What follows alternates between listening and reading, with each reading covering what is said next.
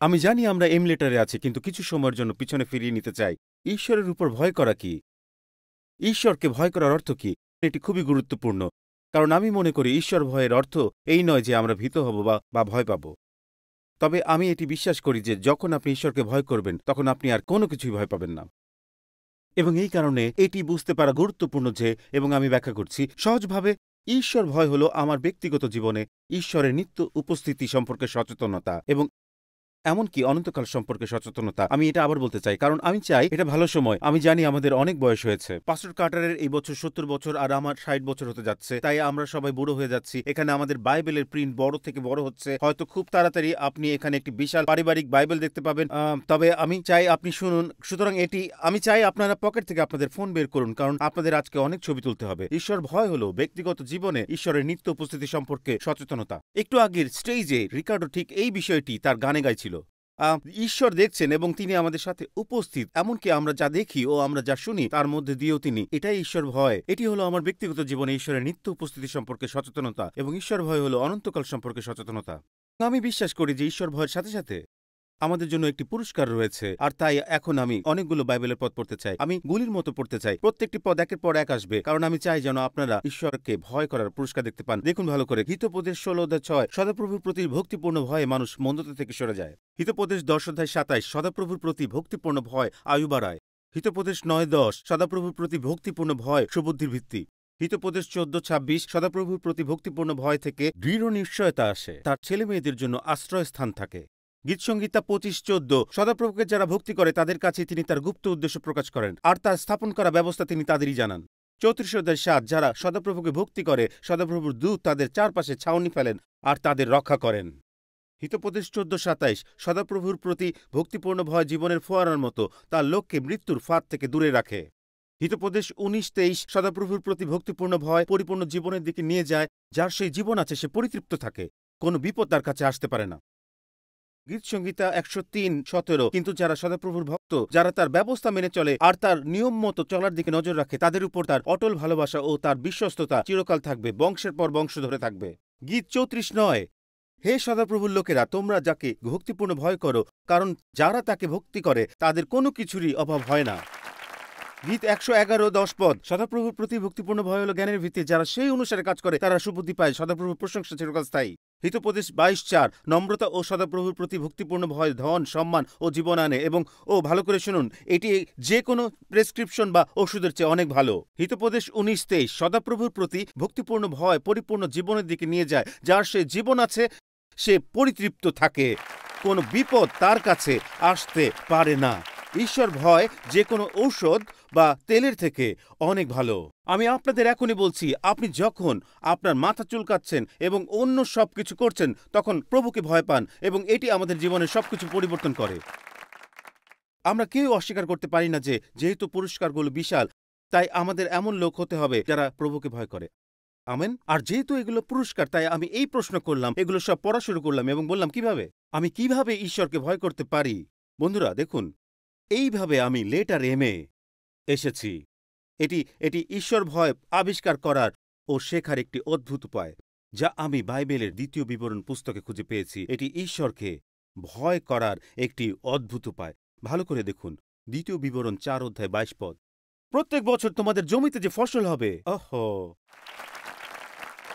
তার ১০ ভাগের ১ ভাগ অর্থ তোমরা অবশ্যই আলাদা করে রাখবে তোমাদের ঈশ্বর সদাপ্রভুকে, যাতে তোমরা ভক্তি করতে শেখো। সেই জন্য তোমাদের শস্য, নতুন আঙ্গুর রস ও তেলের ১০ ভাগের ১ ভাগ, এবং তোমাদের পালের গরু, ভেড়া, ছাগলের প্রথম বাচ্চার মাংস তোমাদের ঈশ্বর সদাপ্রভুর সামনে তোমাদের এমন জায়গায় খেতে হবে, যে জায়গাটা তিনি নিজেকে প্রকাশ করবার জন্য তার বাসস্থান হিসেবে বেছে নেবেন।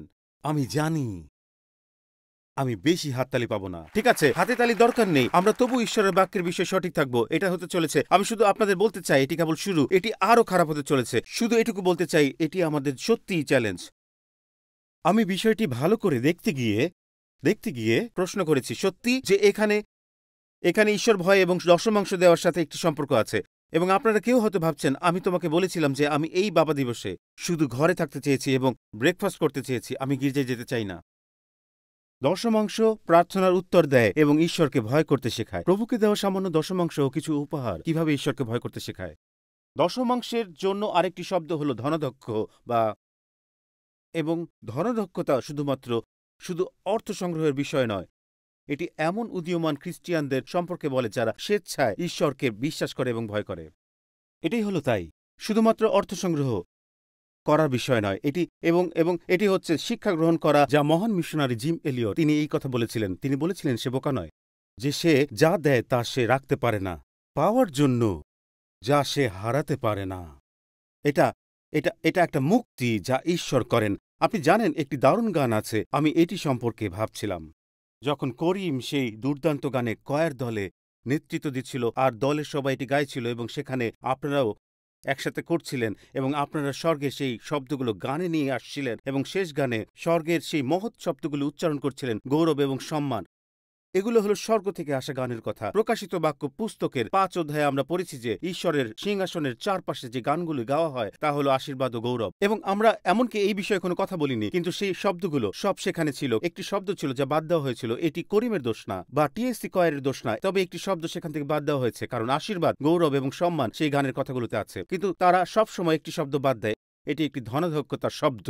মনে হয় এটি এমন একটি শব্দ যা আমাদের ঈশ্বরকে ভয় করার সাথে সংযুক্ত। প্রকাশিত বাক্য 5 অধ্যায় 12 পদ কি বলে তা শুনুন। যে মেষ শিশুকে মেরে ফেলা হয়েছিল তিনিই ক্ষমতা, এবং তারপরে শব্দটি আমরা বাদ দিয়ে যাই, জ্ঞান, শক্তি, সম্মান, গৌরব ও প্রশংসা পাবার যোগ্য। আর কেউ তাদের এই গানে এই ধন শব্দটি ব্যবহার করে না। দেখুন, আপনার কাছে যে অর্থ আছে তা ঈশ্বরের।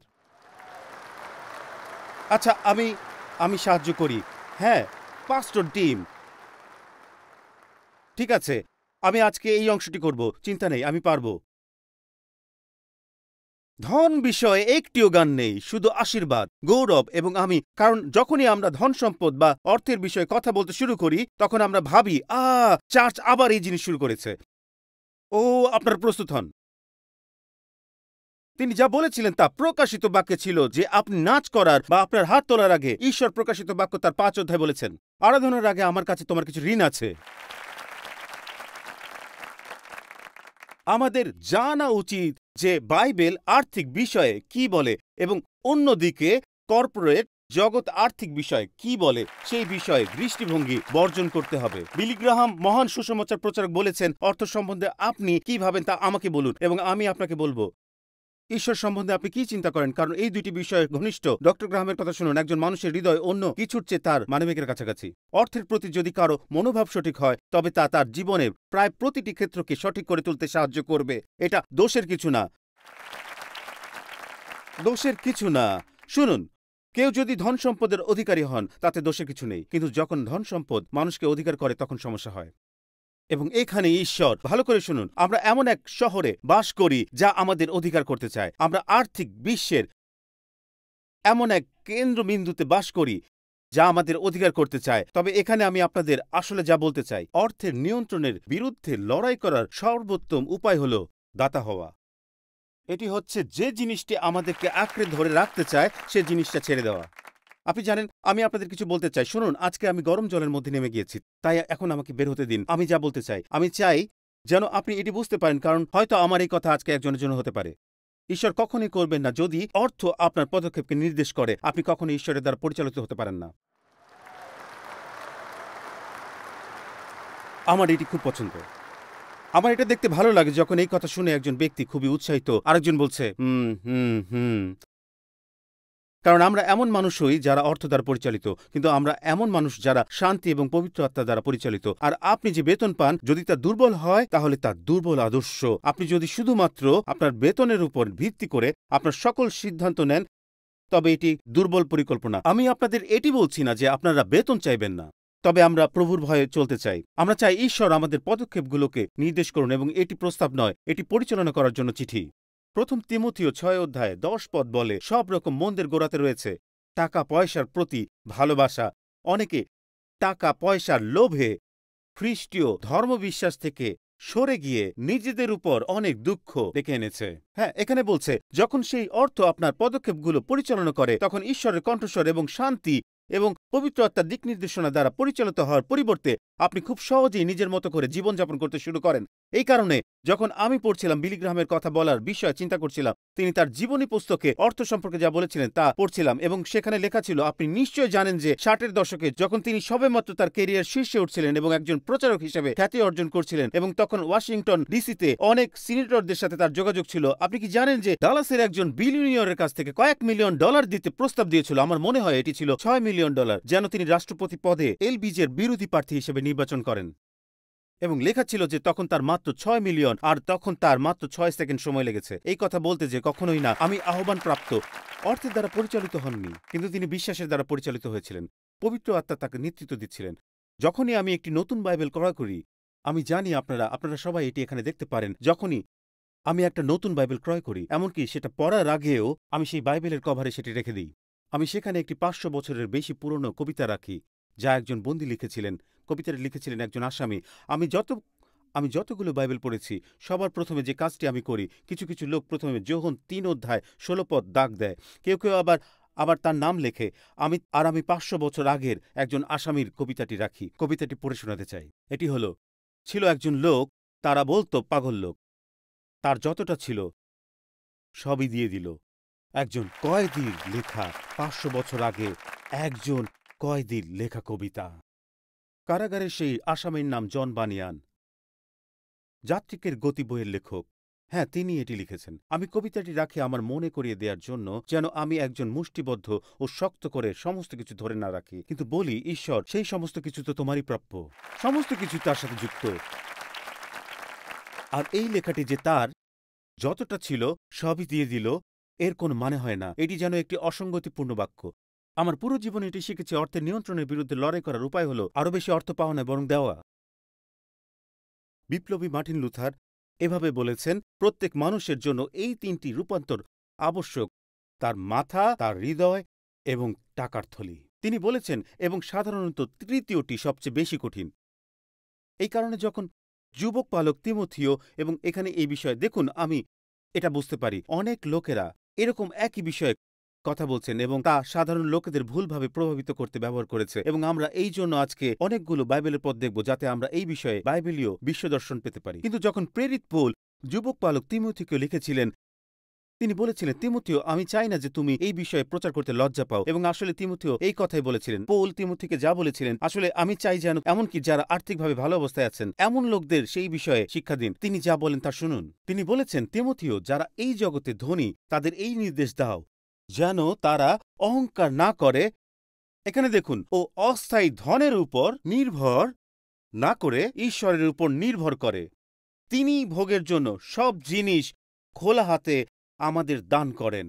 ধনীদের নির্দেশ দাও যেন তারা অন্যের উপকার করে এবং তারা সৎ কাজে ব্যস্ত থাকে, খোলা হাতে দান করে এবং তাদের ধন সম্পত্তির ভাগ অন্যদের দেয়। 19 পদ, এতে তারা নিজেদের এমন ধন জমা করবে যা ভবিষ্যতে তাদের পক্ষে একটি শক্ত ভিত্তির মতো হবে, যেন সত্যিকারের যে জীবন তারা ও হালেলুয়া শক্ত করে ধরে রাখতে পারে।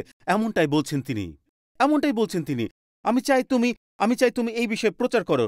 সুতরাং পরবর্তী কিছু সময়ের মধ্যে আপনাদের সাথে প্রচার করতে চাই যে কিভাবে স্বর্গের জানালাগুলো ঘুরতে শুরু করে, ঈশ্বর ভয় তৈরি হতে শুরু করে। আপনি দেখতে পাবেন যে এমন অনেকগুলো জিনিস আছে যা এমন সব কিছুর সাথে সংযুক্ত যা আমাদের বন্দী করে রেখেছে বলে মনে হচ্ছে। 2টি দলিল রয়েছে যা আমাদের সম্পর্কে অনেক কিছু প্রকাশ করে। ভালো করে শুনুন, আপনার ক্যালেন্ডার এবং আপনার ব্যাংক অ্যাকাউন্ট, এই হলো সেই 2টি জিনিস যা আমাদের সম্পর্কে অনেক কিছু প্রকাশ করে। এটা আমাদের 2টি খুব মূল্যবান সম্পদ প্রকাশ করে, সময় এবং অর্থ। এবং এই বিষয়গুলোর উপর আমাদের বাইবেলের দৃষ্টিভঙ্গি থাকতে হবে। আর আজকে আমি ক্যালেন্ডার নিয়ে কিছু করতে চাই না, কিন্তু আজকে আমি চেকবুক নিয়ে কিছু করতে চাই। আর আমি বলছি চেক বই। আর আমি আপনাদের বলতে চাই, আমার মনে হয় না আজকাল কেউ আর চেক বই ব্যবহার করে কিনা। সবাই এখন অনলাইন ব্যবহার করে।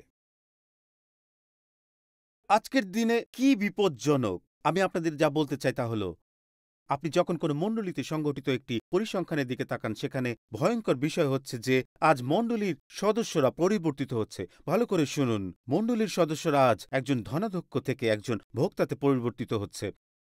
আমি আবার বলছি, সবচেয়ে বড় বিপদটি হচ্ছে আমরা ধনাধ্যক্ষ থেকে ভোক্তা হয়ে উঠছি। তার মানে হচ্ছে আমরা চাই মণ্ডলী আমাদের দেবে, আমাদের বন্ধু দেবে। আমরা চাই যেন মণ্ডলী আমাদের বিয়ে দেয়, অর্থ দিয়ে সাহায্য করে, যেন স্বর্গে নিয়ে যায়, সাহায্য করবে যখন আমার দাম্পত্য সম্পর্কের অবস্থা করুন, কাউন্সেলিং করবে, আমাদের ভালো গান দেবে, ভালো আরাধনায় নিয়ে যাবে, কিশোরদেরকে ঠিক করবে, যেন তারা আমাদের সব করে দেয়। কিন্তু আমরা দেখতে পাই যে ঈশ্বর যেভাবে আমাদের উপর তার কাজের যে ভার অর্পণ করেছেন তা নিয়ে কখনোই আমরা ভালো ধনাধ্যক্ষ হই না। এই কারণেই বিষয়টি আমাদের জন্য এত জটিল। আশ্চর্যজনক বিষয় হচ্ছে যে আমরা এই সব আঁকড়ে ধরে রাখি, আর ঈশ্বর বলেন যখন তুমি দান করো স্বর্গের জানালা সকল খুলতে শুরু করে। তাই আমরা পেয়েছি, কারণ আমরা যা করি। আর তখন আমি দেখতে পাই যে আমরা কেবল খ্রিস্টের কাজের জন্য দান করার পরিবর্তে অন্য সমস্ত কিছুতে এই সব কিছু ব্যয় করতে শুরু করি। আর একজন ব্যক্তি তিনি এইভাবে বলেছিলেন যে সমস্যা হলো অনেক লোক অর্থ ব্যয় করছে, তারা এমন অর্থ ব্যয় করছে যা তারা এখনো উপার্জন করেননি, এমন সব বস্তুর জন্য করছে যা দ্বারা তারা সেই সকল লোকদের খুশি করতে চায় যাদের তারা পছন্দও করে না। এবং আপনি বলছেন হায় রে এ কি? তাই আসুন আমরা বাইবেলীয় প্রেক্ষাপট থেকে এটি দেখার চেষ্টা করি। এখন যদি আপনি আমার উপর রেগে যান এবং আপনাদের মধ্যে ইতিমধ্যে ক্ষিপ্ত, সমস্যা নেই, এটা আমাকে বিরক্ত করে না। শুনুন, আমি লেটার বি প্রচার থেকেই এই বিষয় কাটিয়ে উঠেছি। তাই আমি আসলে যা আপনাদের বলতে চাই, যখন আমি কিছু বছর আগে ডাক্তারের কাছে গিয়েছিলাম আমার হাঁটুর সমস্যার জন্য, তিনি আমার হাঁটুর বিভিন্ন অংশে খোঁচা আর চাপ দিতে লাগলেন। আর যখন তিনি এভাবে আমার হাঁটুতে চাপ দিচ্ছিলেন তখন তিনি আমাকে জিজ্ঞেস করতেন, তিনি বলতেন ব্যথা লাগে নাকি, এখানে কেমন লাগছে, এখানে কেমন লাগছে, এবং তারপর তিনি এমন একটি অংশ চাপ দেন আর আমি সঙ্গে সঙ্গে বলি হ্যাঁ ঠিক এইখানে। আর তারপর বলেছিলেন যে আরো ভালো করে পরীক্ষা করতে হবে, কারণ আপনার এখানে ব্যথা করার কথা নয়। তাই একইভাবে যখন আমি কিছু বিষয়ে আপনাদের চাপ দিতে শুরু করি এবং আপনি বলেন হে ও, তাহলে এই পরিস্থিতি কি ঘটছে তা দেখার জন্য আপনাদের কিছু পরীক্ষা করতে হবে, বিরক্ত হন। এবং আপনি যদি ইতিমধ্যে হয়তো অনেকে ভাবছেন যে আমি কিভাবে আমার স্ত্রীকে বলবো যে আমাদের চলে যাওয়া উচিত এবং আমার ভালো লাগছে না বা আমার খুব মাথা ব্যথা করছে, কারণ আজকে আমি এমন একটি বিষয়ে আপনাদের চাপ দিয়েছি যার জন্য আপনারা বলছেন এখানে ব্যাখ্যা করছে। এবং যদি ব্যাখ্যা করে তাহলে শুনুন, সেটার সমাধান করি, তবে আসুন তা সংশোধন করি এবং আসুন এই বিষয়ে কিছু পরীক্ষা করি যাতে আমরা দেখতে পাই তিনি কি করতে চান। এক পালক তিনি এভাবে বলেছেন, প্রচারক কোনো শেফ নন, তিনি একজন ওয়েটার। ঈশ্বর চান না যে আপনি খাবার তৈরি করুন, তিনি কেবল চান যেন আপনি কোনো বিশৃঙ্খলা না করে খাবারটি সরাসরি টেবিলে পৌঁছে দেন। এখানে আমার কিছু করার নেই, এখানে যা বলছে তাই। আমার কাজ হলো একজন ওয়েটার হওয়া, আমার কাজ শেফ হওয়া না। এখানে লেখা বাক্য আমি তৈরি করিনি, আমরা আজ ঈশ্বরের বাক্য আমাদের যা বলতে চায় তার কাছাকাছি থাকতে চাই।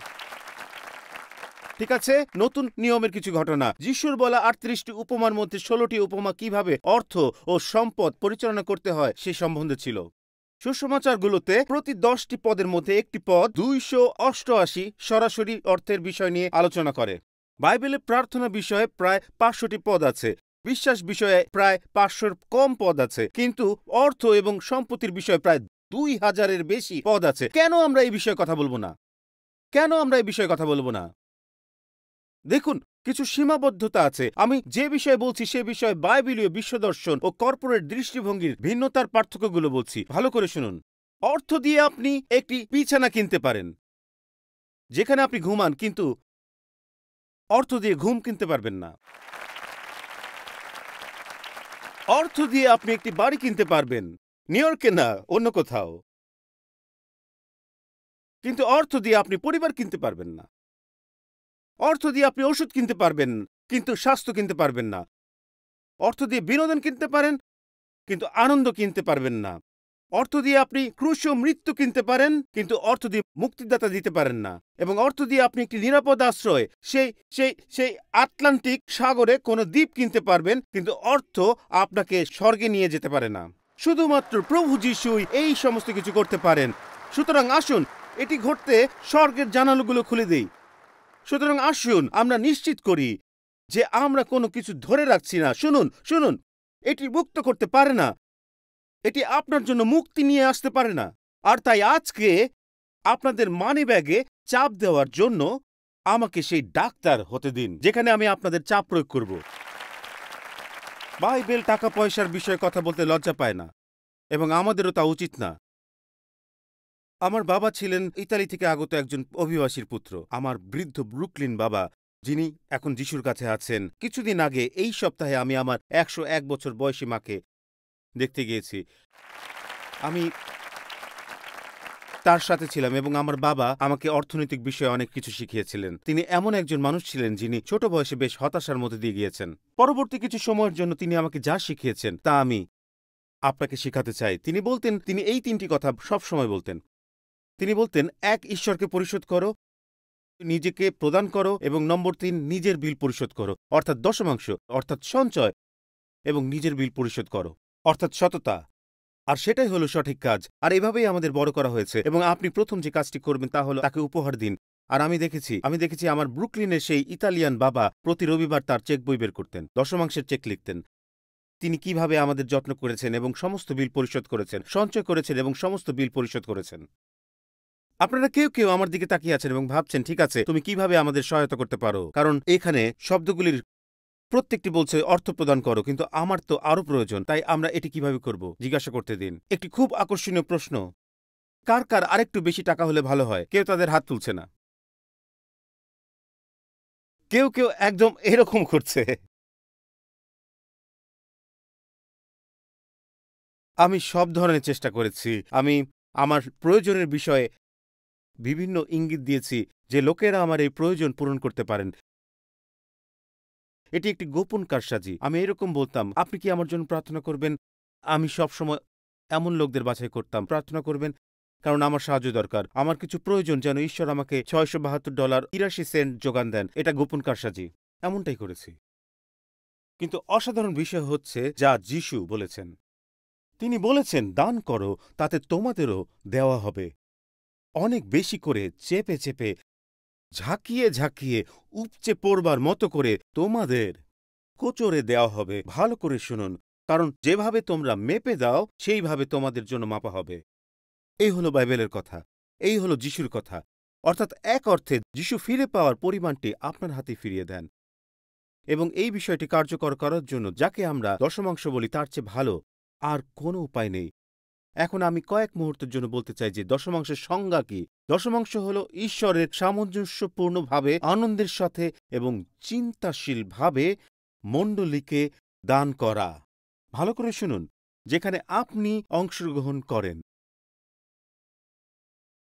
আপনি নিশ্চয়ই পিৎজা হাটে খাবার খেয়ে অলিভ গার্ডেনে বিল পরিশোধ করেন না।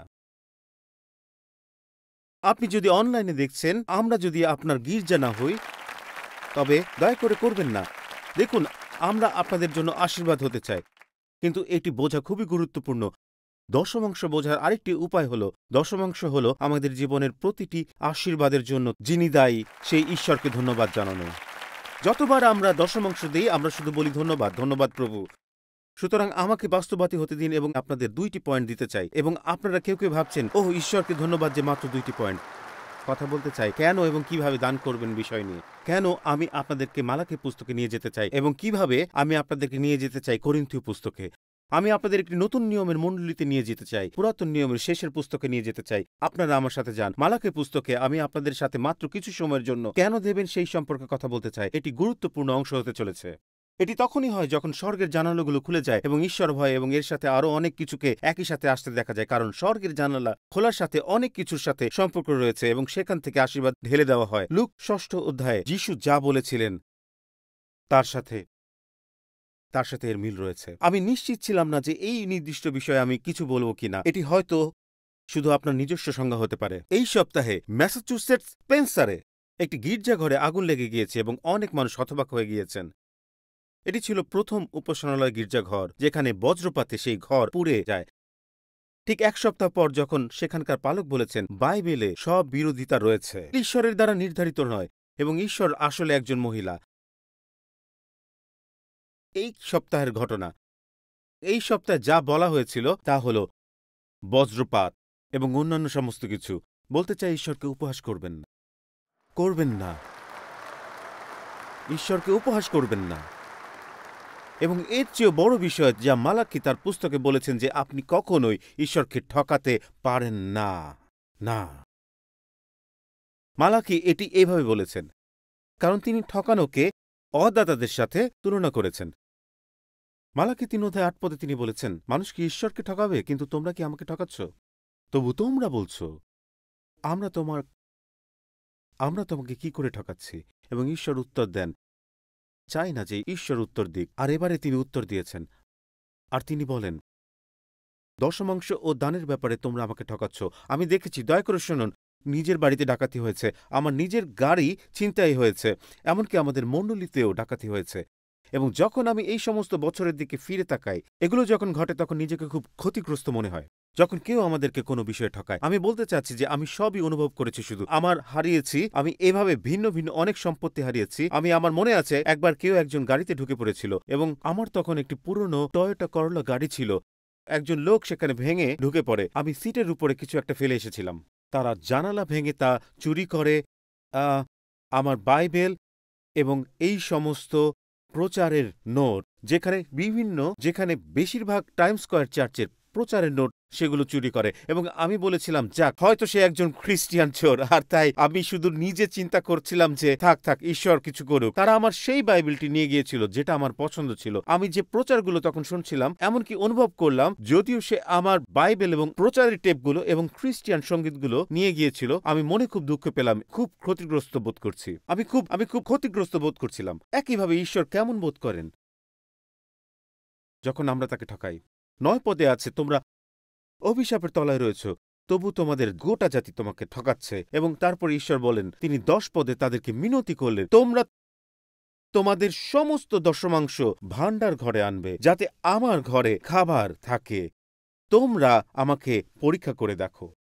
আমি সর্বক্ষমতার অধিকারী সদাপ্রভু। এবং দেখুন, ভালো করে শুনুন, আকাশের সব দরজা খুলে তোমাদের প্রয়োজনের অতিরিক্ত আশীর্বাদ ঢেলে দিই কি না। এই পয়েন্টে এটি যেন যিশুর মতো শোনাচ্ছে। এই পয়েন্টে তিনি বলেছেন, আমার বলা শেষ হয়নি, শুধুমাত্র আশীর্বাদই আসবে না, কিন্তু আমি এমনকি আধ্যাত্মিক যুদ্ধেও নিজেকে যুক্ত করব। আমি গ্রাসকারী পোকাকে বাধা দেব, যাতে তারা তোমাদের ফসল খেয়ে না ফেলে। তাছাড়া তোমাদের খেতে আঙ্গুর লতার ফল ঝরে পড়বে না। আমি সর্বক্ষমতার অধিকারী সদাপ্রভু এই কথা বলছি। তিনি বলছেন, স্বর্গের সকল জানালা খুলে যাবে। এবং তারপরে তিনি বলেছেন, এবং আমি তোমাদের জীবনের আত্মিক যুদ্ধে নিজেকে যুক্ত করব। তিনি বলেন, তোমাদেরকে গ্রাসকারী পোকাকে বাধা দেওয়ার প্রয়োজন নেই, কারণ আমি এই বিষয়ে ব্যবস্থা করব যখন তোমরা বিশ্বাসে এগিয়ে আসবে। ঈশ্বর বলছেন, দশমাংশ স্বর্গের জানালা সকল খুলে দেয়, যেখান থেকে আশীর্বাদ বেয়ে পড়ে। এবং আমি শুধু ভাবছিলাম যে তবে দশমাংশ না দিলে কি হয়। আমি শুধু বলছি, যদি তিনি বলেন দশমাংশ স্বর্গের জানালাগুলো খুলে দেয়। দেখুন, আমি এখানে একটু বিরতি দিতে চাই, কারণ আমি অনুভব করছি কেউ খুব কড়া দৃষ্টিতে আমার দিকে তাকিয়ে আছেন। সুতরাং আমাকে বলতে দিন। এটি আশ্চর্যজনক যখন আমি এমন লোকদের সাথে কথা বলি যারা সম্পর্কে বিরক্ত, জিজ্ঞাসা করি, আমি বলি, আসুন প্রথমে তুলনা করা যাক, এবং তারপরে আমাকে বলুন যে যদি যিশু বলেন আপনার গ্রহণ করার চেয়ে দান করা আরো বেশি আশীর্বাদযুক্ত। সুতরাং আমাকে বলুন কিভাবে এটি আপনার জন্য কাজ করে। আপনার দান করা সম্পর্কে আমাকে বলুন। এবং এটি খুবই আশ্চর্যজনক, কারণ তাদের কেউই তা করে না। আমি বলি, ঈশ্বর আমার জীবনে যা করেছেন তার রেকর্ড আমি আপনাদেরকে দেখাতে পারি, আর যা আমি বলতে পারি এটি একটি অলৌকিক কাজ ছাড়া আর কিছুই না। আমি দুঃখিত হচ্ছি। সুতরাং আমি এখন এই বিষয়ে যেতে চাই। আর এখানে আমি যা বলতে যাচ্ছি, তিনি বলেন, তোমরা যদি আমাকে স্বর্গের জানালা সকল খুলে দিতে দাও, তবে আমি তোমাদেরকে ঈশ্বর ভয় দেব, যা তোমাদের যত্ন নেবে। আর কেউ বলে না, আপনি এটিকে সম্মান করতে শুরু করেন। তবে আপনি জানেন পরবর্তী অধ্যায়ে কি বলা হয়েছে। যখন তারা পিছনের ঘরে প্রার্থনা করছিল, আমাদের গুরুজনরা প্রার্থনা করছিলেন, সেখানে একজন এই প্রসঙ্গটি এনেছিলেন বাবা দিবসে। বাবা যারা আছেন ভালো করে শুনুন। পুরাতন নিয়মের শেষ পদে ঈশ্বর বলছেন যে বাবা এবং পুত্রদের জন্য আমার একটি বিশেষ আশীর্বাদ রয়েছে। আমি বাবা পুত্রদের একত্রিত করতে চাই এবং তাদের পুনর্মিলন করাতে চাই। আমি একটি পুনরুদ্ধার করতে চাই।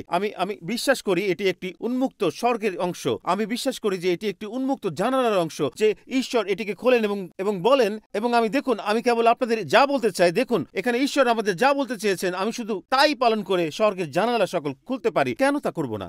কেন আমি এখানে বসে সেই বিষয়ের বিরুদ্ধে লড়াই করব? ঈশ্বরের যা কিছু আছে আমি তাই চাই। ঈশ্বর শুধু, এবং ভালো করে শুনুন, অর্থ দিতে আমাদের যে অনীহা, তার কারণে ঈশ্বর বলেন, এখন আমাকে এই বিষয়ে পরীক্ষা করো। তিনি বলেন, তুমি যদি এটি বিশ্বাস না করো তবে আমাকে পরীক্ষা করো। এটাই একমাত্র জায়গা। পুরাতন নিয়ম যখনই আমরা ঈশ্বরকে পরীক্ষা করেছি, ঈশ্বর রাগ করেছেন। শুধু এটাই না, তিনি বলেছেন এই ব্যাপারে আমাকে পরীক্ষা করো। এবং দেখুন, আমি শুধু আপনাদের বলতে চাই, সিন্ডি এবং আমি এটি করেছিলাম যখন আমরা প্রথম বিয়ে করি। আমরা ঈশ্বরকে পরীক্ষা করেছি। আমরা দুজনেই ঋণমুক্তভাবে বিবাহ শুরু করি, এবং তারপরে বিয়ের প্রথম বছর থেকে আমরা ঋণগ্রস্ত হয়ে পড়েছিলাম, এবং আমরা এমনভাবে দেখেছিলাম যে এখান থেকে বের হওয়া অসম্ভব। আমরা যা আয় করতাম তার উপর ভিত্তি করে আমরা এমনকি, এবং দেখুন, এটি নির্বোধ কিছু ছিল না, তবে এটি ছিল আমাদের দায়িত্ব জ্ঞানহীনতা। এবং সিন্ডি এবং আমি সত্যি এই বিষয়ে আমরা প্রার্থনা অনুভব করেছি যে আমরা সত্যি ঈশ্বরকে পরীক্ষা করেছি এবং আমরা বললাম ঠিক আছে, এবং আমি কেবল আপনাকে বলতে পারি যে আমার কাছে এটি ব্যাখ্যা করার অন্য কোনো উপায় নেই, তবে ঈশ্বর আমাদের সাহায্য করেছেন, আমরা ঋণমুক্ত হয়েছি। আমি সত্যি বলছি, আমরা সত্যি সত্যি, আপনি সিন্ডিকে জিজ্ঞেস করতে পারেন, আমরা দশমাংশ এবং উপহারের পরিমাণ বৃদ্ধি করেছিলাম এবং বলেছিলাম আসো বাকি অন্যান্য বিষয়ে স্বর্গের যত্নের উপর ছেড়ে দিই। এবং আমরা বলেছি আমাদের যা করা উচিত ছিল তা হলো, যেহেতু আমরা ঋণগ্রস্ত তাই আমরা দশমাংশ দিতে পারবো না, কিন্তু আমরা বলেছি যেহেতু আমরা ঋণগ্রস্ত তাই আমরা একটি ভিন্ন স্তরে গিয়ে দেখতে চাই যে এটি আসলে কাজ করে কিনা। আমি শুধু আপনাদের বলতে চাই ঈশ্বর এটি করেছেন। সেই দশমাংশ আমি পরিষ্কারভাবে বলতে চাই, আমি সর্বশ্রেষ্ঠ প্রচারক নাও হতে পারি, এমনকি আমি একজন সাধারণ প্রচারক হতে পারি, কিন্তু আমি স্পষ্টভাবে আপনাদের বলতে চাই দশমাংশের অর্থ হলো 10%। এর মানে যদি আপনি 100 টাকা আয় করেন তবে তার 10 টাকা ঈশ্বরের। যদি আপনি 1000 টাকার একটি চেক আয় করেন তবে আপনি 100 টাকার একটি ধন্যবাদের চেক ঈশ্বরকে লিখবেন, এবং যদি আপনি দশমাংশ না দেন তবে আপনি ঈশ্বরকে ঠকাচ্ছেন। খুব সহজ বিষয়। এবং দশমাংশ শুধু 10% না, কিন্তু এইটি হলো প্রথম 10%। ঈশ্বরের বাক্য আমাদের দেখায় যে তিনি 10% তার সম্পত্তি বিবেচনা করেন, এবং মালাকি পুস্তক অনুসারে তার চেয়ে কম কিছু তার কাছ থেকে চুরি করা হয়। দশমাংশ কেবল আমাদের স্মরণ করিয়ে দেওয়ার জন্য যে ঈশ্বর সমস্ত কিছুর মালিক। দেখুন, আমি স্পষ্টভাবে বলতে চাই, কোনো কিছুই আপনার সম্পত্তি না, আপনার 100% সম্পত্তি ঈশ্বরের। দশমাংশ দেওয়া আমাদের জন্য কেবল একটি সুযোগ যেন আমরা স্বীকার করতে পারি যে প্রভু, এই সমস্ত কিছুর মালিক তুমি আমার উৎস, তুমি সমস্ত কিছুর মালিক একমাত্র তুমি। এই জন্য দশমাংশ, শুনুন, এটি কোনো অর্থনৈতিক বিষয় না, এটি একটি প্রভুত্বের বিষয়। আমেন। এটি সিদ্ধান্ত নেওয়া ঈশ্বর তুমি সমস্ত কিছুর দায়িত্বে আছো। কারণ আপনাদের মধ্যে কেউ কেউ, আমার এটা বলা দরকার কারণ আমি নিজেও এটি চেষ্টা করেছি। আমি দশমাংশের প্রতিটি ফাঁক ফোকর খোঁজার চেষ্টা করেছি, বিশেষ করে যখন আমি একজন যুবক পালক ছিলাম।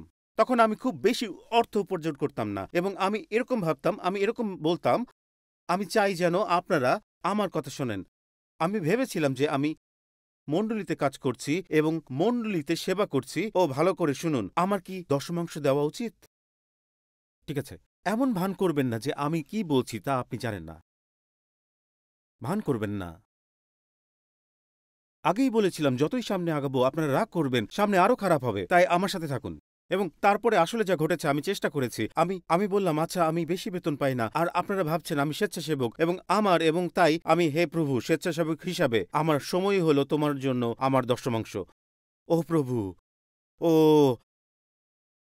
আমি আপনাকে বলছি, সেবা করা দশমাংশ নয়, স্বেচ্ছাসেবী কাজ কোনো দশমাংশ নয়, গান গাওয়া দশমাংশ নয়, মিউজিক বাজানো দশমাংশ নয়, প্রযুক্তি সহকারী হওয়া কোনো দশমাংশ না।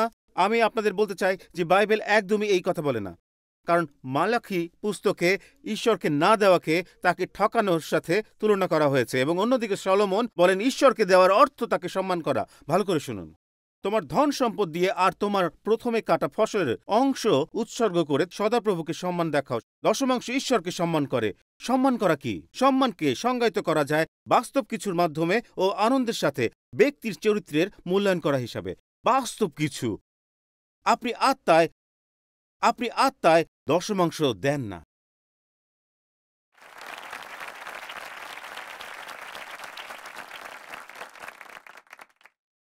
তাই যখন আপনি দশমাংশ দেন তখন আপনি ঈশ্বরকে সম্মান করেন। আমাকে সাহায্য করতে দিন, ভালো করে শুনুন। এখান থেকে এটি গভীর থেকে আরো গভীরে যাবে। ভালো করে শুনুন। আমি জানতাম যে এটি সহজ হবে না, ঠিক গীতসংহিতা এই গীতটির মতো 24 অধ্যায় 1 পদ, যদি কোনো ভুল না থাকে। এই পৃথিবী সদাপ্রভুর, আর কি এর মাঝে যা কিছু আছে তার, এর মধ্যে আপনার ঠিকানা, আপনার ঘর, সমস্ত কিছু, আপনার অ্যাকাউন্ট, সেখানে সমস্ত কিছু। এবং এখানে আসলে যা বলে, আপনি প্রস্তুত? কয়েক অধ্যায় পরে দুষ্টগণ ঋণ নেয় এবং তা ফেরত দেয় না। এই অংশটি আমার পছন্দ, এই যে অংশটি, এই অংশটির আমার পছন্দ। সুতরাং এই গ্রহের সমস্ত কিছুই যদি ঈশ্বরের হয়ে থাকে, তার মানে আপনি কোনো মালিক নন, আপনি একজন ধনাধ্যক্ষ।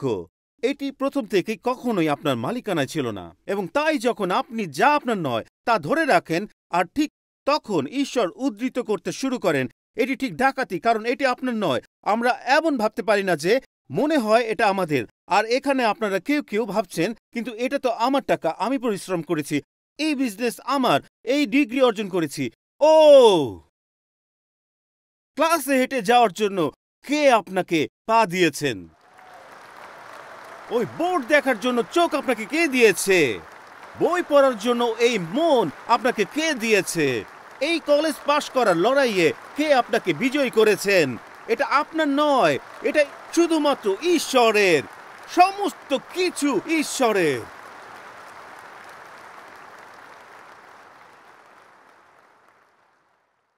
দশমাংশ দেওয়া কোনো উদারতার কাজ নয়, বরং এটি একটি বাধ্যতার কাজ। এটি ঈশ্বরকে সম্মান করা। এজন্য আমি আপনাদের বলতে চাই, যখন একজন দীর্ঘদিনের খ্রিস্টিয়ান ভাবে যে দশমাংশ দেওয়া নতুন বিষয়, তখন এর অর্থ হলো তারা অন্য কিছুকে তাদের প্রথমে রেখেছে। আপনি যদি আজ এখানে বসে আমার দিকে তাকিয়ে ভাবেন আমি এই সম্পর্কে কিছু জানি না, তবে এর অর্থ আপনার জীবনে অন্য কিছু প্রথমে রয়েছে, অন্য কিছু আপনার পথে প্রথমে চলে এসেছে।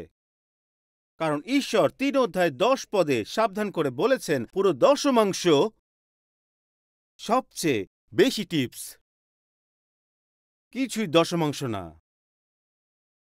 কেউ কেউ দশমাংশের চেয়েও রেস্তোরাঁর বিল দেওয়াতে বেশি সময় নেয়। খেয়াল করে দেখেছি, লোকেরা যখন দশমাংশ দেয় না, তখন খুব সম্ভবত তারা তাদের জীবনের অন্যান্য ক্ষেত্রে ঈশ্বরকে ঠকাচ্ছে। আর যখন আমরা উপহারের থলিতে দশমাংশ রাখি, তখন আমরা প্রভুকে এমন কিছু দিচ্ছি না যা তার নেই, যা ইতিমধ্যে তার মালিকানাধীন। আমরা কেবল সেখান থেকে আমাদের হাত সরিয়ে নিচ্ছি। ঠিক তাই, আমরা সেটাই করছি। এবং পরিশেষে পয়েন্ট নাম্বার ২, এবং আপনারা কেউ কেউ ভাবছেন, ধন্যবাদ যিশু।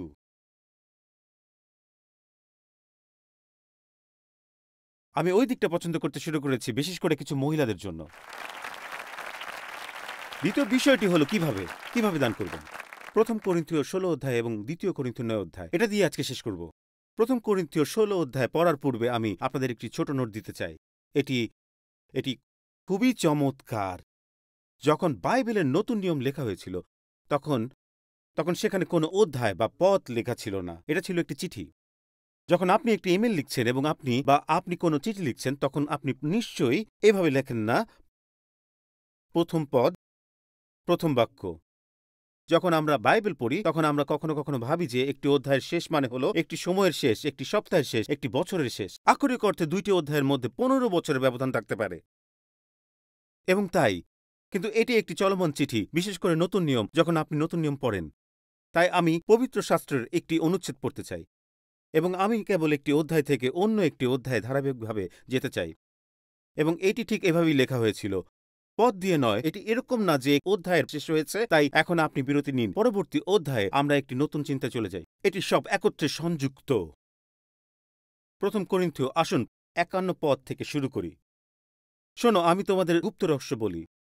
আমরা সকলে নিদ্রাগত হব না, কিন্তু আচ্ছা, লেখাটি স্ক্রিনে থাকুক, ভালো করে দেখুন। আমি এখানে একটি বিরতি দিতে চাই এবং তারপরে আমি পুরো অংশটি পড়ব। আমি এটি সত্যিই ভালোবাসি। আমার এক বন্ধু ছিল যিনি এই পদটি গির্জার নার্সারিতে রেখেছিল। আমরা সকলে নিদ্রাগত হব না, কিন্তু আমরা সকলেই রূপান্তরিত হব। যারা নার্সারির দেয়ালে লেখার জন্য বাইবেল পদ খুঁজছেন, তাদের জন্য একটি দুর্দান্ত বাইবেল পদ। শুরু করা যাক। শোনো, আমি তোমাদের এক গুপ্ত রহস্য বলি। আমরা সকলে নিদ্রাগত হব না, কিন্তু আমরা সকলেই রূপান্তরিত হব। এখন মনে রাখুন, আমি একবারে সরাসরি পড়ে যেতে চাই, একদম ঠিক ১৬ অধ্যায় পর্যন্ত। এক নিমেষে, চোখের পলকে, শেষ তুরিধ্বনির সঙ্গে তা ঘটবে। কারণ তুরিধ্বনি হবে, মৃতেরা অক্ষয়তায় উত্থাপিত হবে এবং আমরা রূপান্তরিত হব। হালেলুয়া! কারণ এই ক্ষয়প্রাপ্তকে অক্ষয়তা পরিধান করতে হবে এবং এই মরদেহকে অমরতা পরিধান হতে হবে। আর এই ক্ষয়প্রাপ্ত যখন অক্ষয়তা পরিধান করবে ও এই মরদেহ অমরতা পরিধান করবে, তখন এই যে কথা লেখা আছে তা সত্য প্রমাণিত হবে। চিরকালের জন্য মৃত্যুকে গ্রাস করা হয়েছে। মৃত্যু, তোমার জয় কোথায়? মৃত্যু, তোমার হুল কোথায়? মৃত্যুর হুল পাপ, ও পাপের পরাক্রম হলো বিধান। এখানে আসছে, কিন্তু ঈশ্বরের ধন্যবাদ হোক, তিনি প্রভু যীশু খ্রিস্টের মাধ্যমে আমাদের বিজয় দান করেন। তাই আমার প্রিয় ভাই বোনেরা, সুস্থির থাকো, কোনো কিছুই তোমাদের বিচলিত না করুক। প্রভুর কাজে তোমরা সর্বদা নিজেদের সম্পূর্ণ উৎসর্গ করো, কারণ তোমরা জানো যে প্রভুতে তোমাদের পরিশ্রম ব্যর্থ হবে না। এখন দান সংগ্রহ প্রসঙ্গে লিখছি।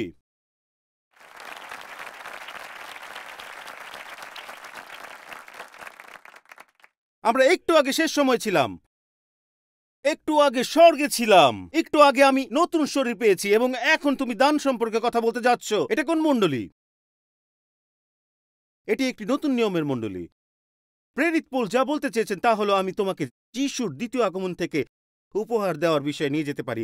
আপনি কি বুঝতে পারছেন? তিনি শুধু আমাদের হয়ে ওঠার বিষয়ে সরাসরি গেলেন। আমি জানি এখানে আপনারা কেউ কেউ ভাবছেন আমি জানতাম না যে এখানে এটি ছিল। তিনি একদম শেষ সময় থেকে দ্বিতীয় আগমন থেকে এখন সরাসরি দান সংগ্রহ প্রসঙ্গে গিয়েছেন। আমি গালাতীয় অবস্থিত মণ্ডলীগুলোকে যা করতে বলেছি তোমরাও তাই করো। প্রত্যেক সপ্তাহের প্রথম দিনে তোমাদের প্রত্যেকে নিজ নিজ উপার্জনের সঙ্গে সঙ্গতি রেখে কিছু অর্থ আলাদা করে সরিয়ে রাখো, যেন আমি যখনই আসি তখন কোনো অর্থ সংগ্রহ করতে না হয়। প্রেরিত পৌল বলেছিলেন, দান করা যিশুর দ্বিতীয় আগমনের মতোই গুরুত্বপূর্ণ। আমেন। সমস্যা নেই, সমস্যা নেই।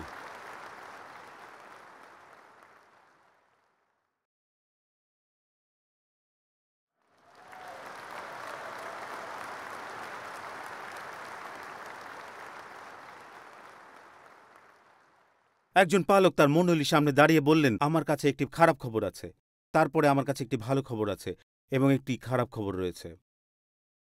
মণ্ডলীর সবাই শান্ত হয়ে গেল। খারাপ খবর হচ্ছে গির্জাঘরে নতুন ছাদ দরকার। মণ্ডলীতে সবাই দুঃখের শব্দ করল।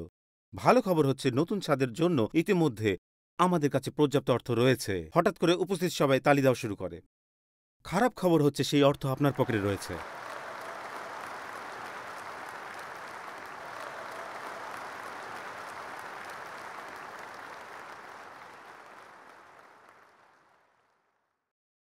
প্রথম করিন্থীয় ১৬ অধ্যায় এবং দ্বিতীয় করিন্থীয় ৯ অধ্যায় হল কিভাবে সেই করিন্থীয় মণ্ডলী একটি নতুন ছাদ পায়। এই মণ্ডলী আসলে কিভাবে সেই নতুন ছাদ পায়, তিনি আসলে সেই সম্পর্কে একটি ব্যবহারিক শিক্ষা দিতে যাচ্ছেন। কারণ যখন আমি দশমাংশ দিই, শুনুন, তখন আমি বুঝতে পারি যে আমার ১০০ ভাগ থাকার চেয়েও অবশিষ্ট ৯০ ভাগ আরও বেশি ঈশ্বরের পথে ব্যবহৃত হতে শুরু করে। দশমাংশ হল একটি বিশ্বাসের পরীক্ষা যে ঈশ্বর আমার আর্থিক বিষয়ে যা বলেছেন তা কি আমরা সত্যি বিশ্বাস করি কিনা। এটি একটি পরীক্ষা। ঈশ্বরের কোনো অর্থের প্রয়োজন নেই, এমনকি তিনি অর্থ চানও না, আমাদের হৃদয় চান। এখন পর্যন্ত অনেক নতুন মানুষের হৃদয় পরিবর্তন হয়েছে, এবং আমি আপনাদের এই বিষয়েই বলবো যে আপনাদের এই দানে এই পর্যন্ত কি হয়েছে। আমাদের এই জায়গায় এবং আমাদের সারা দেশে এবং সারা বিশ্বে অনেক নতুন বিশ্বাসী রয়েছে, খ্রিস্ট বিশ্বাসের সমস্ত এবিসি বলেছে এবং যিশুকে প্রভু বলে বিশ্বাস করেছে, কিন্তু এটি জীবনের এমন একটি ক্ষেত্র যেখানে তাদের প্রভু ঈশ্বরকে হতে হবে। দ্বিতীয় করিন্থীয় ৯ অধ্যায় এবং প্রথম করিন্থীয় ৬ অধ্যায়ে তিনি আমাদের ৪টি উপায় দান করতে নির্দেশনা দেন, এবং আমি চাই এখন প্রস্তুত হন, আমি সেগুলো দ্রুত বলতে চাই। তিনি বলেছেন যে এটি ধারাবাহিকভাবে করে যেতে হবে। এটা সপ্তাহের প্রথম দিন, প্রথম করিন্থীয় ১৬ অধ্যায় দ্বিতীয় বিষয়। তিনি যা বলেছেন তা হল, তিনি বলেছেন যখনই আপনি অর্থ গ্রহণ করেন তখনই সেখান থেকে দশমাংশ আসবে। কখন করা উচিত? দশমাংশ দেওয়া উচিত যখনই আপনি কোনো অর্থ গ্রহণ করেন, যখনই তা করেন ঠিক তখনই। আমরা ইতিমধ্যে জোর করে দেয়া, ঠিক, ধন্যবাদ। এখান থেকে এটি সত্যিই অদ্ভুত, কারণ সাধারণত আমি দেখি আপনারা বলেন আমেন বা হালেলুয়া। আমি এর আগে কখনোই জোর করে দেয়া বলতে শুনিনি। সত্যি সত্যি। প্রথম করিন্থীয় ১৬ অধ্যায় ২ পদ বলে, নিজ নিজ উপার্জনের সঙ্গে সঙ্গতি রেখে কিছু অর্থ আলাদা করে সরিয়ে রাখো। যার অর্থ আপনি এটি সম্পর্কে সময় নিয়ে চিন্তা করেন। আপনি শুধু এটি নিয়ে উপহারের ঝুড়িতে ফেলে দেন না, আপনি এটি নিয়ে চিন্তা করেন এবং বলেন, প্রভু এটি পথ। আর যখন ভেবেচিন্তে দানের কথা আসে, আচ্ছা কিছু মুহূর্তের কথা বলতে চাই। লোকেরা সব সময় আমাকে জিজ্ঞাসা করে, এটি কি নিট আয় নাকি মোট আয়ের উপর? আমি এই কথা সব সময় শুনি। কেউ কেউ বলেছেন নিট আয়ের উপর। দেখুন, আমি আপনাদের সাহায্য করি। মালাকি বলেছে তুমি দাও, কিন্তু সমস্যা হচ্ছে তিনি বলেন তুমি আমার চেয়ে গভর্নরকে বেশি দিচ্ছ, আর তোমার সরকার নিট আয় থেকে নেয় না, তোমার সরকার তো তখন মোট আয়ের হিসাব থেকে নেয়। তাই আপনি যেটা চান আপনি সেটা করতে পারেন, কিন্তু আমি শুধু বলতে চাই আমি স্বর্গকে যতটুকু দিই, আমি শুধু আমার কথা বলছি যা আমি দেখতে পাচ্ছি, তার চেয়ে বেশি ডিসি আর নিউ ইয়র্ককে দিচ্ছি না। তাই আবার একজন বলেছেন, সেই মহান মহান কংগ্রেস চ্যাপলিন পিটার মার্শাল বলেছেন, আপনার আয় অনুযায়ী আপনার দেওয়া উচিত, পাছে ঈশ্বর আপনার দান অনুযায়ী আপনার আয় করেন। আমি এটি আপনাদের কাছে ছেড়ে দিই, আপনারা সিদ্ধান্ত নিন। দ্বিতীয় করিন্থীয় ৯ অধ্যায় ৬ পদ কিভাবে সম্পর্কে আরো ২টি বলেছেন একথা স্মরণে রেখো যে অল্প পরিমাণে বীজ বোনে সে অল্প পরিমাণেই ফসল কাটবে এবং যে অনেক পরিমাণে বীজ বোনে সে অনেক পরিমাণে ফসলও কাটবে। প্রত্যেককে মনে মনে যা ঠিক করে রেখেছে সে যেন তাই দেয়, কেউ যেন মনে দুঃখ নিয়ে না দেয়, দিতে হবে বলে না দেয়, কারণ যে খুশি মনে দেয় ঈশ্বর তাকে ভালোবাসেন। এবং তারপরে তিনি এই বলেছেন, আর ঈশ্বর তোমাদের সমস্ত অনুগ্রহে সমৃদ্ধ করতে সমর্থ যেন সকল বিষয়ে সব সময় সব ধরনের পর্যাপ্ততা থাকায় তোমরা সব ধরনের সৎকর্মে উপচে পড়ো। এটি কেবল ভেবেচিন্তে এবং ধারাবাহিকভাবে নয়, দ্বিতীয় করিন্থীয় ৯ অধ্যায় অনুসারে এটি উদারভাবে এবং শেষে আনন্দ সহকারে। যে আনন্দ সহকারে দেয় ঈশ্বর তাকে ভালোবাসেন। বাইবেলের মধ্যে এই শব্দটি মাত্র একবারই এখানে ব্যবহৃত হয়েছে, এমনকি শব্দটির অর্থ আসলে হাস্যকর। এবং দেখা যাচ্ছে যে আনন্দ ব্যতীত আর সমস্ত কিছু সাধারণত দেওয়ার সাথে সংযুক্ত হয়ে থাকে। আপনি বলতে পারেন, আমি এই বিষয়ে খুশি নই, আমি মণ্ডলীকে দেব, আমি এটা করব। আমরা রাগের অর্থ গ্রহণ করি। আপনারা বুঝতে পারছেন, সমস্যা নেই।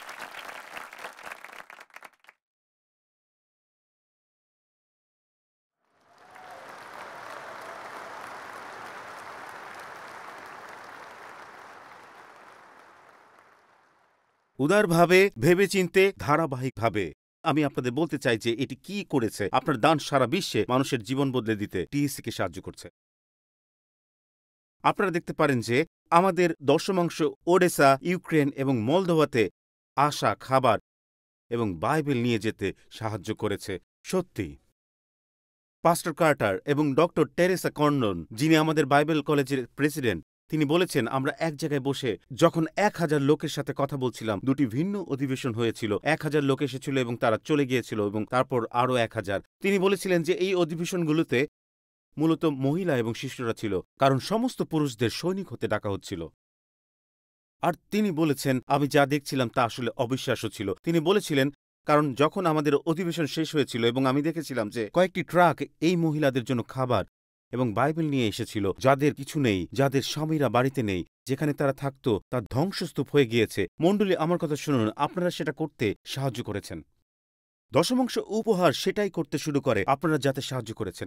আমি মনে করি ঈশ্বরের পরিকল্পনা সর্বদা তার লোকদের দশমাংশ এবং উপহারের মাধ্যমে তার কাজের অর্থায়ন করা। তিনি তাই করেন। রাইকার্স আইল্যান্ড, আমরা যখন সেখানে গিয়েছিলাম, এটি ঐতিহাসিক ছিল, কারণ আমরা বন্দীদের জন্য, পুরুষ এবং মহিলাদের জন্য খাবার আনতে সক্ষম হয়েছিলাম, যা আপনারা করতে সাহায্য করেছিলেন। মঞ্চ স্থাপন করেছিলাম, সঙ্গীত করেছিলাম এবং বিশেষ কিছু করতে পেরেছিলাম। আপনি কি বুঝতে পেরেছেন? এই মঙ্গলবারে স্ট্যান বলেছিলেন ২১২ টেকওভারের বিষয়ে, যে আমাদের পরবর্তী জেনারেশন পুরো সার্ভিস পরিচালনা করবে, আর তারপরে আমরা সুযোগ পাবো এই যুবক যুবতীদের ক্যাম্পে পাঠানোর, বিশেষ করে যাদের কোনো সুযোগ নেই। আপনাদের দশমাংশ এবং উপহার আমাদের গ্রীষ্মকালে এই যুবক যুবতীদের এমন একটি ক্যাম্পে পাঠাতে সহায়তা করে যেখানে তাদের যাওয়ার কোনো সুযোগ ছিল না। তাই দয়া করে একটি জিনিস বুঝুন, দশমাংশ দিতে আদেশ দেওয়া হয়েছে, আর যারা দশমাংশ বোঝে তারা উপহার দেয়। উপহার দশমাংশের চেয়ে উপরে, এবং একবার যখন আমরা দশমাংশ বুঝতে পারি তখন আমরা দশমাংশ না দিয়ে উপহার দেই না। তাই আগে দশমাংশ বুঝতে হবে। দশমাংশ শেষের লাইন নয়, এটি শুরু করার লাইন। তাই আমরা সবসময় এই প্রশ্নটি করি, আপনি কি শুরু করেছেন? যখন উপহার দিয়েছেন, যখন আপনি ভিশন ফান্ডে দান করেছেন, তখন সেটা দশমাংশ ছিল না, সেটা ছিল উপহার। আমি শুধু আপনাদের বলি যে এটি কি করেছে। এটি ইয়েল বিশ্ববিদ্যালয়ের প্রার্থনা সভা শুরু করেছে। ইয়েল বিশ্ববিদ্যালয়ে প্রায় ১,০০০ মানুষ উপস্থিত হয়েছিল প্রার্থনা করতে, এবং সাথে সাথে সেই প্রার্থনা সভা শুরু হয়েছিল। আমরা ইতিমধ্যে, আমি নামগুলো উল্লেখ করব না, যা আমি পাস্টর কার্টার ও অন্যদের কাছ থেকে শুনেছি, যে এমন আইভি লিগ স্কুলগুলো উন্মুক্ত হতে শুরু করেছে, যারা প্রার্থনা সভা করার জন্য বলছে, এবং আমরা সেই ভিশন ফান্ড থেকে এটি করতে পারি এবং সেই সকল ক্যাম্পাসগুলিতে একটি করে প্রার্থনা সভা আয়োজন করতে পারি। আপনি কি বুঝতে পারছেন? আমরা সেই ভিশন ফান্ড থেকে সামিটে $250,000 পাঠিয়েছিলাম পরবর্তী প্রজন্মকে সারা বিশ্বে প্রভুর পক্ষে মিশনারি হতে প্রশিক্ষণ দেওয়ার জন্য। আমরা শুরু করেছি। আমি আপনাদের যা বলতে চাই, আমরা টিএসসি, স্প্যানিশ, চাইনিজ শুরু করেছি এবং জুলাইয়ের প্রথম সপ্তাহে আরবি শুরু করতে যাচ্ছি। এবং আমরা গতকাল আরেকটি টিএসসি চালু করার বিষয়ে আলোচনা করছিলাম, যেটি হবে হিব্রু ভাষায়। পরের বছরের জন্য এটি আমরা প্রস্তুত করছি, কারণ আমরা ইসরায়েলে এটি নিয়ে যাওয়ার জন্য প্রস্তুত হচ্ছি। দেখুন, আপনারা সেই ভিশন ফান্ডের মধ্য দিয়ে টিএসসি চাইনিজ শুরু করতে সহায়তা করেছেন, এবং আমি আপনাদের একজন সদস্যের কাছ থেকে একটি গল্প শুনেছিলাম, যিনি চায়না থেকে এমন একজনের সাথে দেখা করেছিলেন যিনি কোনো মণ্ডলীর অংশ ছিলেন না, এবং তিনি বলেছিলেন যে এটি আমার জন্য খুব আনন্দের ছিল, কারণ আমার মনে আছে ইউটিউবে আমাদের একটি চাইনিজ চ্যানেল রয়েছে, এবং আমি তাকে সেই চ্যানেলের লিঙ্ক পাঠিয়ে ঈশ্বরের বাক্যের সাথে তাকে সংযুক্ত হতে সাহায্য করেছিলাম। এখন দেখুন, আপনি বুঝতে পারেন যে এই সব হয়েছে আপনাদের দশমাংশ উপহারের কারণে। আপনি কি বুঝতে পারেন যে এটি এমন কিছু ছিল না যা এমনি এমনি ঘটেছিল, আপনি এটি হতে সাহায্য করেছেন। আমি একটি অনলাইন মণ্ডলীর সাথে কথা বলেছিলাম অস্ট্রেলিয়া থেকে, আমার একজন নতুন বন্ধু যিনি আমাকে ধন্যবাদ জানিয়েছিলেন। তিনি বলেছিলেন, আপনি বুঝতে পারছেন না যে আপনারা অনলাইনে কি করছেন এবং এটি কিভাবে আমাদেরকে সাহায্য করছে। দেখুন, আমি সারা বিশ্ব থেকে বিভিন্ন সাক্ষ্য শুনেছি। আমি আমাদের একজন সদস্যের কাছ থেকে শুনেছি যিনি ইলিনয়ের একজন অনলাইন সদস্য, যিনি অনলাইনে প্রভুকে জেনেছেন, একটি কানেক্ট গ্রুপে যোগ দিয়েছেন, জলে বাপ্তিস্ম নিয়েছেন এবং তারপরে তার 3 সন্তানকে 3 সপ্তাহ আগে অনলাইনে উৎসর্গ করেছেন এবং বলেছেন, আপনারা অনলাইনে যা করছেন তা করার জন্য আপনাদের ধন্যবাদ। এখন দেখুন, আমরা আপনাদের অগাস্টের শেষে সেপ্টেম্বরের শুরুতে ভিশন ফান্ডের একটি আপডেট দিব, কিন্তু এই উপহার দেওয়ায় আপনি যদি এর কোনো অংশ না হয়ে থাকেন তবে সম্ভবত আপনাকে প্রথমে দশমাংশ দিয়ে শুরু করতে হবে। এমনকি আন্তর্জাতিক ভিউয়াররা যারা আছেন, হয়তো এটি আপনার কাছে নতুন, আপনি বুঝতে পারছেন না, এমনকি বুঝতে পারছেন না এটি কি সেই সম্পর্কে। আমরা বলি, আসুন কিভাবে এটি ঠিক করা যায় তা খুঁজে বের করি, আসুন এবং এটি তা নির্ধারণ করা যাক। আমরা সম্ভাব্য সব উপায় ব্যবহার করতে চাই। আমি চাই স্বর্গের জানালা সকল আপনার জন্য খুলে যাক। আমি চাই আপনার উপর স্বর্গ খুলে যাক। এখন শুনুন, আমি এটি বলে শেষ করতে চাই, কারণ আমি বারবার এই প্রশ্নটি করছিলাম, যদি মণ্ডলীতে প্রত্যেকে আপনার দান করার ধরন অনুসরণ করত, তবে কি সাক্ষ্যগুলোর অস্তিত্ব থাকত? যদি সবাই অনুসরণ করত, তবে TSC Chinese, TSC Spanish, TSC শীঘ্রই আসছে আরবিতে, টিএসসি হিন্দি শরৎকালে আসছে, তাহলে এগুলোর অস্তিত্ব থাকত? আমরা যখন এই জিনিসগুলো করতে শুরু করি, আমি স্বর্গের জানালা খোলার একটি উপায় খুঁজে পেতে চাই। আমি স্বর্গের জানালা চাই, আমি ঈশ্বর ভয় চাই, আমি চাই বাবারা তাদের সন্তানদের কাছে ফিরে যাক, আমি চাই ঈশ্বরের যা কিছু আছে, আমি চাই স্বর্গ খুলে যাক এবং তাই ঢেলে দিক। আমাদের চূড়ান্ত লক্ষ্য ঈশ্বরের মতো হওয়া, এটাই বাইবেল বলে। এফেসীয় 5:1, ঈশ্বরের প্রিয় সন্তান হিসেবে তোমরা তার মতো চলো। ঈশ্বর দান করেছেন, তাই আমাদেরকেও দান করতে হবে। ঈশ্বর একজন দাতা। এটা কিভাবে জানি পাস্টর টিম? কারণ ঈশ্বর জগৎকে এমন প্রেম করলেন যে আপনার একজাত পুত্রকে দান করলেন, যেন যে কেউ তাকে বিশ্বাস করে সে বিনষ্ট না হয় কিন্তু অনন্ত জীবন পায়। বন্ধুরা, এক মুহূর্তের জন্য আমার দিকে তাকান। আমি ঈশ্বরকে ধন্যবাদ দিই যে পিতা স্বর্গ থেকে দশমাংশ দেননি, তিনি তার ছেলেকে দিয়েছেন। যিশু, তোমাকে ধন্যবাদ, কারণ তুমি তোমার রক্তের দশমাংশ দাওনি, কিন্তু তুমি তোমার পুরো জীবন আমাদের জন্য দিয়েছ। এই জন্য ধন্যবাদ। এটা আমাদের উদাহরণ। আমি মনে করি ঈশ্বর বলছেন যে দশমাংশ এটি তো কেবল শুরু। আমি ঈশ্বরের মতো হতে চাই।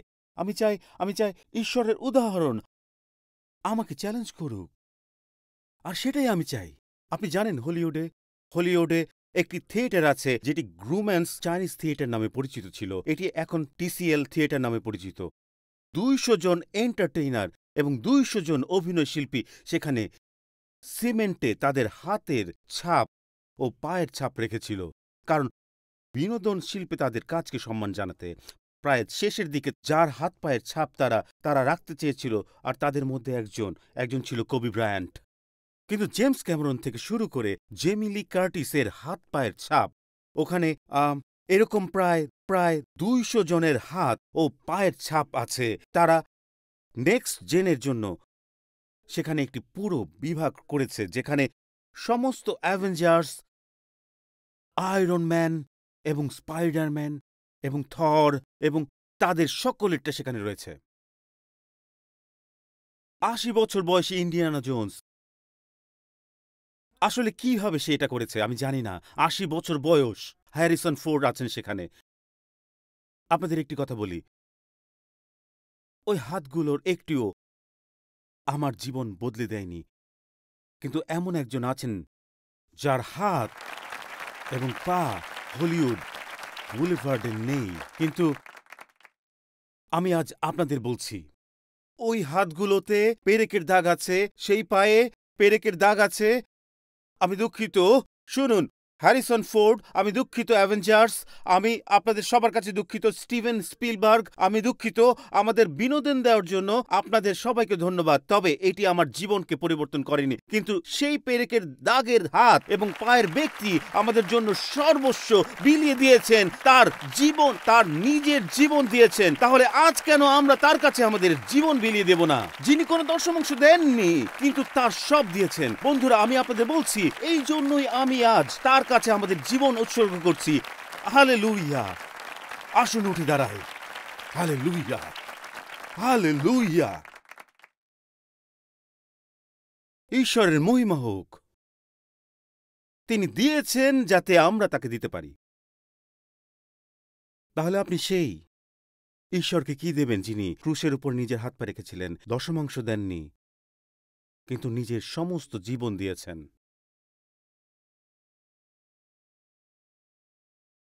আপনি কি দেবেন? শুনুন, এখানে আপনি যা করতে পারেন, আপনি প্রথমে যে কাজটি করবেন তা হলো আপনার জীবনকে সমর্পণ করবেন।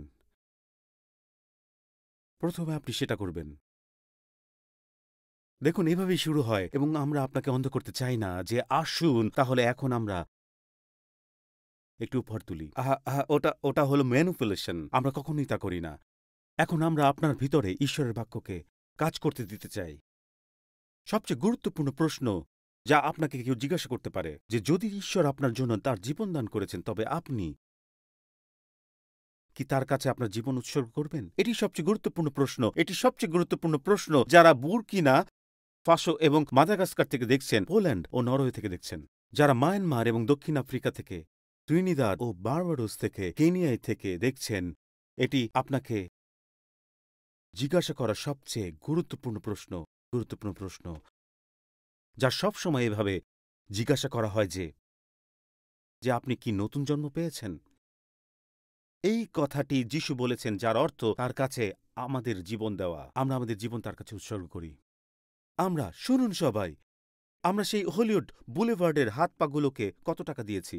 আমি প্রতিটি মার্ভেল মুভি দেখেছি এবং এবং আমি পরের মুভিটি বের হওয়া পর্যন্ত অপেক্ষা করতে পারি না, এবং আমি দ্য ফ্ল্যাশ এবং ব্যাটম্যান এবং আরো অনেক মুভি দেখতে যাচ্ছি। আসুন, আমরা এই জিনিসের জন্য অনেক টাকা দিয়েছি, আর দিন শেষে ওই হাত পাগুলো কখনোই আমাদের জন্য কিছু করেনি। তারা আপনাকে সুস্থ করেনি, আপনাকে রক্ষা করেনি, আপনার পরিবারকে ঠিক করেনি, তারা আপনাকে পরিবর্তন করেনি। ভালো করে শুনুন, আমি সেই সকল হাতের বিরুদ্ধে না, আমি সেই সব হাত ও পায়ের বিরুদ্ধে রাগান্বিত না। যে হাত ও পা আজ আপনাদের সম্পূর্ণরূপে মুক্ত করেছে, আমি তার চেয়ে বেশি তাদের সম্মান করি না। আসুন আমরা আমাদের অর্থহীন কথা বলা বন্ধ করি। এটাই সেই হাত ও পা আমাদের জীবনকে বদলে দিয়েছে।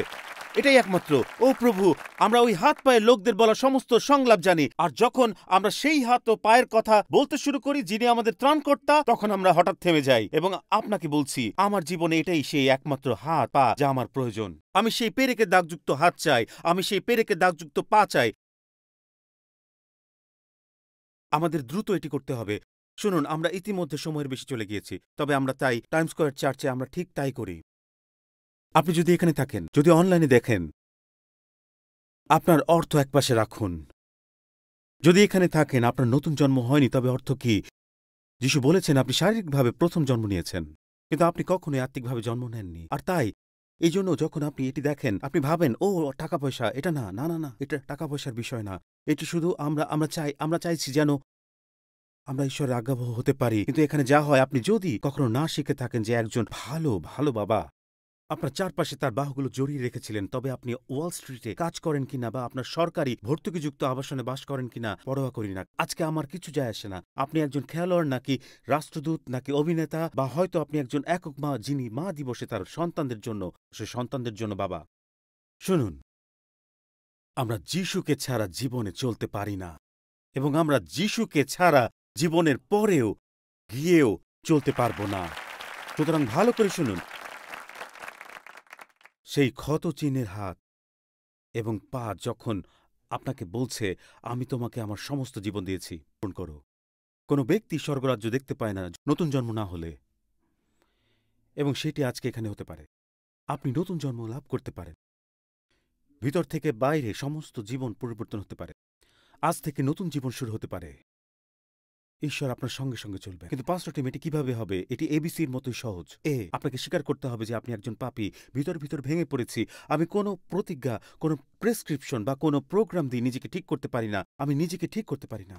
তাহলে এটি কিভাবে হবে? বিশ্বাস। বিশ্বাস করুন যে ঈশ্বর 2000 বছর আগে তার পুত্রকে ক্রুশে মৃত্যুবরণ করতে পাঠিয়েছিলেন। আমার বদলে তিনি মৃত্যুবরণ করেছিলেন। আমি যে জীবনযাপন করতে পারিনি, তিনি সেই জীবনযাপন করেছিলেন এবং আমাকে একটি পুরস্কার দিয়েছিলেন। এবং প্রভু বলে স্বীকার করা। বলুন, তুমি আমার জীবন নিয়ন্ত্রণ করো। 2000 বছর আগে তুমি আমাকে মণ্ডলীতে নিয়ে যেতে আসনি, কিন্তু 2000 বছর আগে তুমি এসেছো আমাকে স্বর্গে নিয়ে যেতে। আর সেটা এখনই হতে পারে। আপনি মাথা উঁচু রাখতে পারেন। অনলাইনে যারা দেখছেন, আপনাদের চোখ খোলা রাখতে পারেন। আমি এই সময় একটি নতুন জন্ম লাভের প্রার্থনা করতে চাই, যা আজ একটি নতুন যাত্রাতে নিয়ে যাবে।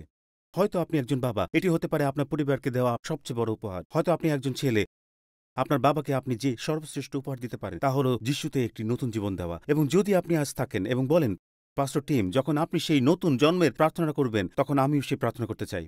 আমি সেই প্রার্থনার অংশ হতে চাই। আমি ঈশ্বরের সাথে নতুন যাত্রা শুরু করতে চাই। আমার জীবনে সবকিছু ফিটপাট না, এটি শুরু হয় ক্ষমা দিয়ে, ঈশ্বর বাকিটা করেন। টাকার ব্যাপারে এই শিক্ষার সঙ্গে আমি একমত নই, সমস্যা নেই, বিশ্বাসী হন এবং তারপর ঈশ্বরকে আপনার জীবনে কাজ করতে দিন।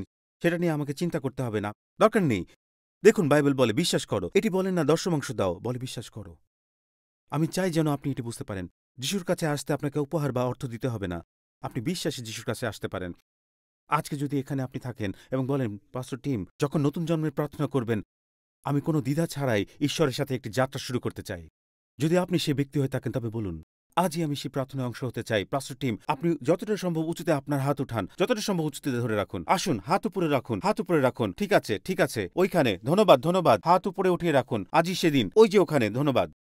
আসুন, হাত উঠিয়ে রাখুন যতটা সম্ভব। আমি নিশ্চিত হতে চাই, আমি সবগুলো হাত দেখতে চাই। ওই যে ওখানে, ওখানে। ধন্যবাদ, ধন্যবাদ আপনাকে। ওই যে পিছনে যারা আছেন, আমি শুধু নিশ্চিত হতে চাই যেন কেউ বাদ না পড়ে। ঠিক আছে, উপরের দিকে, এইদিকে। ধন্যবাদ, ধন্যবাদ, ওই দিকে। আপনাকে অনেক ধন্যবাদ। আসুন, আমরা একসাথে এই প্রার্থনা করি। আসুন, সবাই আমার পরে উচ্চস্বরে এই কথাগুলো বলুন। প্রিয় প্রভু যিশু, আমি বিশ্বাস করি তুমি ঈশ্বরের পুত্র।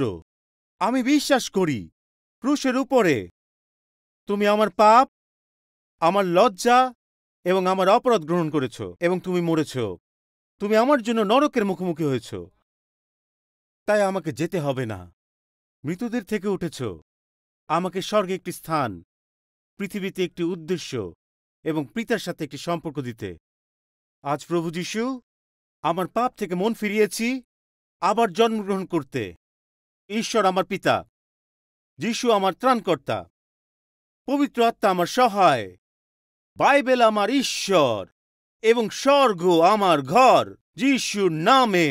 আর সবাই বলুন আমেন।